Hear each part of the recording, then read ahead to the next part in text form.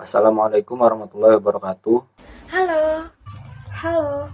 Saya Muhammad Iqbal Fadila dengan NIM 201091221000. Nama saya Niputu Dian Paramita dengan NIM 2010912320008. Nama saya Sukma PJ Tunisa dengan NIM 201091123200012. Saya Melian Romayana Sihotang dengan NIM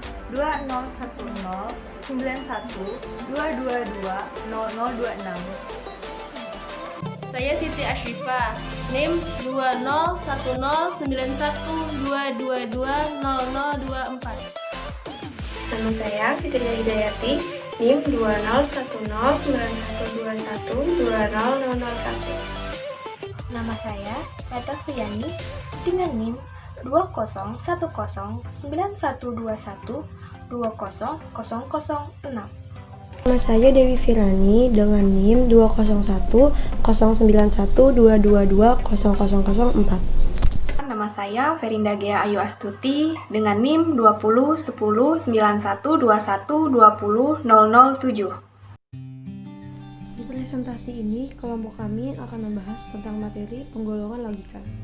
Sebelum memasuki materi inti, saya ingin menjelaskan tentang pengenalan dan pengetahuan akal budi manusia.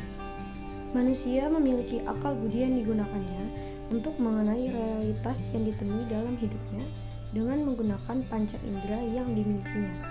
Adapun pokok-pokok akal budi yang harus dimiliki oleh manusia meliputi yang pertama, menangkap sesuatu sebagaimana adanya, arti menangkap sesuatu tanpa menilai, mengakui atau mengingkari. Yang kedua, memberikan keputusan, artinya manusia mulai menghubungkan pengertian yang satu dengan yang lainnya atau memungkiri hubungan tersebut. Bahasa pengertian dan logika.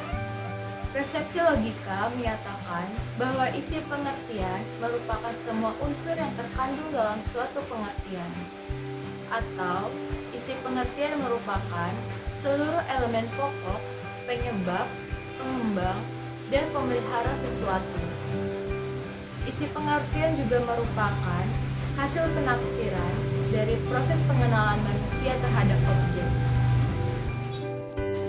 Bahasa mengandaikan logika sebagai alat bantu untuk menyusun, menggunakan, dan mengembangkan bahasa secara lebih baik dari umumnya.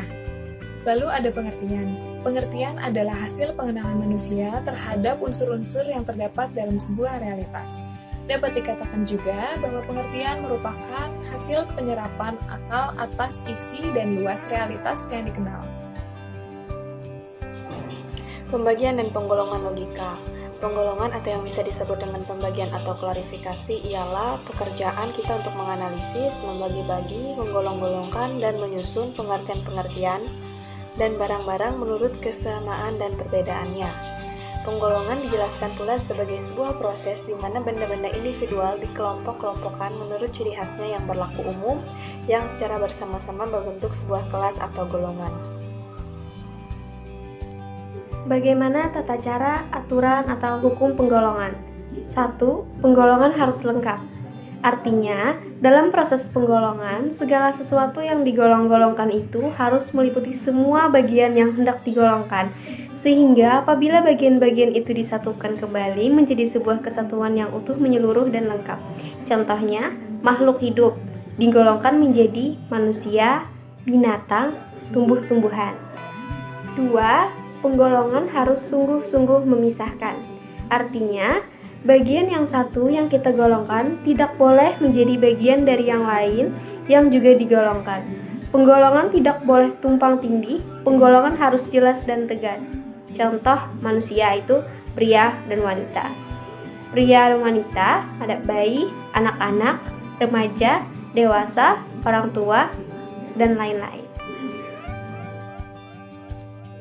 Penggolongan harus menurut dasar, prinsip, dan garis yang sama.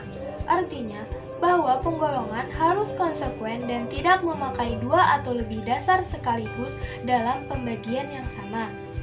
Contohnya, kalau sebuah kendaraan digolongkan yang bergerak di daratan, Maka, yang bergerak di perairan dan yang ditarik oleh tenaga binatang, kedua hal tersebut jika dicampur adukan tidak memenuhi syarat dalam penggolongan. Selanjutnya, kesulitan dalam proses penggolongan. Kesulitan yang pertama adalah masalah keseluruhan dan bagian-bagian. Menyangkut hubungan antara keseluruhan dengan bagian-bagian, terutama apabila menyangkut apa yang benar untuk sebagian, belum tentu benar untuk keseluruhan. Maksudnya, apa yang benar untuk sebagian kelompok, belum tentu benar bagi keseluruhan kelompok itu. Contohnya, PNS adalah koruptor. Secara sebagian mungkin benar PNS itu adalah koruptor, tetapi secara keseluruhan PNS itu tidak semua koruptor. Selanjutnya, yang kedua, masalah batas-batas golongan. Dalam pemikiran kritis, hal ini memperoleh perhatian yang sungguh-sungguh. Contohnya, siapakah yang dimaksud dengan orang samin? Diketahui, untuk sekarang memang ada orang samin, tetapi sikap orang samin itu juga ada pada orang yang belum tentu orang samin.